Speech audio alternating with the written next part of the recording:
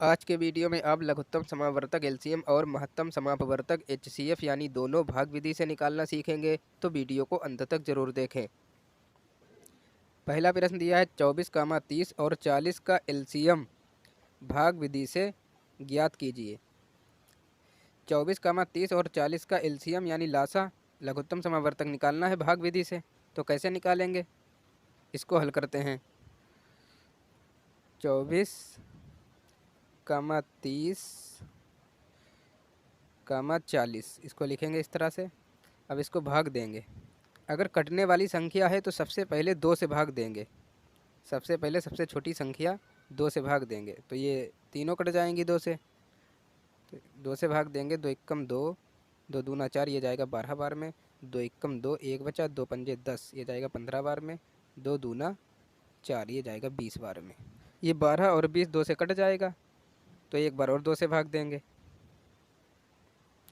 2 छंग 12, 2 के पहाड़े में 15 नहीं आता है, ये नहीं कटेगा, तो इसको ऐसे ही उतार लेंगे और ये कट जाएगा 2 दसावन 20। अभी एक बार और 2 से कट जाएगा, तो एक बार और 2 से भाग देंगे। जब तक 2 से भाग जाता रहेगा तब तक 2 से ही भाग देते रहेंगे। तो यहाँ पर ये 10 और 6 2 से कट रहा है, तो एक बार और 2 से भाग देंगे। 2 तियाँ 6, 2 के पहाड़े में 15 नहीं आता, इसको ऐसे ही उतार लेंगे। 2 पंजे 10। अब यह 2 से नहीं कटेगा। अब क्या करेंगे, यह 3 से कट जाएगा, तो इसमें 3 से भाग देंगे। अब 3 एकम 3, 3 पंजे 15, 3 के पहाड़ में 5 नहीं आता है, यह नहीं कटेगा, तो इसको ऐसे ही उतार लेंगे। अब इसमें 5 से भाग दे देंगे। 5 से भाग देंगे, एक तो यह चलता ही चला जाएगा। 5 एकम 5, 5 एकम 5, एक एक आने तक हम भाग देते हैं। अब एलसीएम क्या होगा, लघुत्तम समावर्तक जिन संख्याओं से भाग दिया है, ये संख्याएं, इनकी आपस में गुणा कर देंगे। तो यहाँ पर लिखेंगे एलसीएम बराबर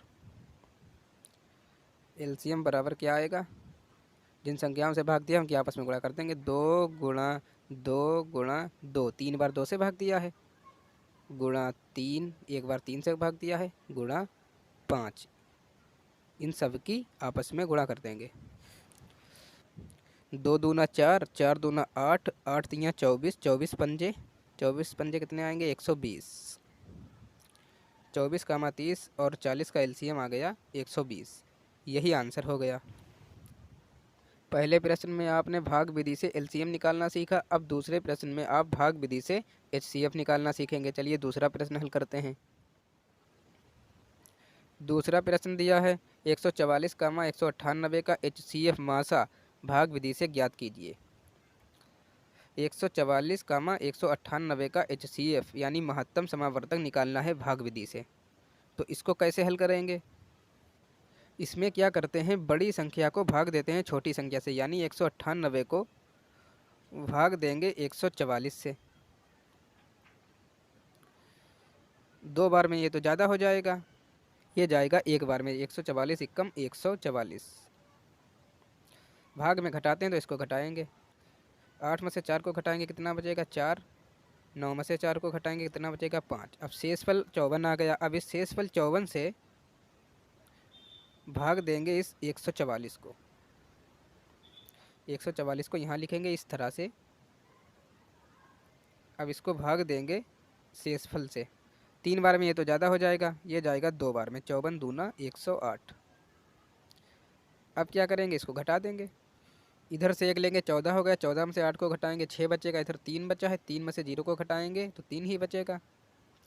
अब शेषफल कितना आ गया 36। अब शेषफल 36 से भाग देंगे इस 54 को। इस 54 को उठा करके यहाँ लिखेंगे। अब शेषफल से भाग देंगे 54 को। भाग विधि से मासा निकालने के लिए इसी तरह से भाग देते हैं और तब तक भाग देते रहते हैं जब तक कि शेषफल 0 ना आ जाए। शेषफल 0 आने तक भाग देते हैं। 2 बार में ये तो ज़्यादा हो जाएगा, ये जाएगा एक बार में। 36 एकम 36। अब इसको घटा देंगे। इधर से 1 लेंगे, 14। 14 में से 6 गया तो कितना बचेगा 8। इधर 4 बचा है, 4 में से 3 को घटाएंगे, कितना बचेगा 1। अभी शेषफल 18 आया है, शेषफल 18 बचा है। अब इस शेषफल 18 से भाग देंगे इस 36 को। अब इस 36 को उठाकर यहाँ लिखेंगे। अब शेषफल 18 से भाग देंगे 36 को। ये 2 बार में पूरा कट जाएगा, 18 दूना 36 होता है। यहाँ पर लिखेंगे 18 दूना 36।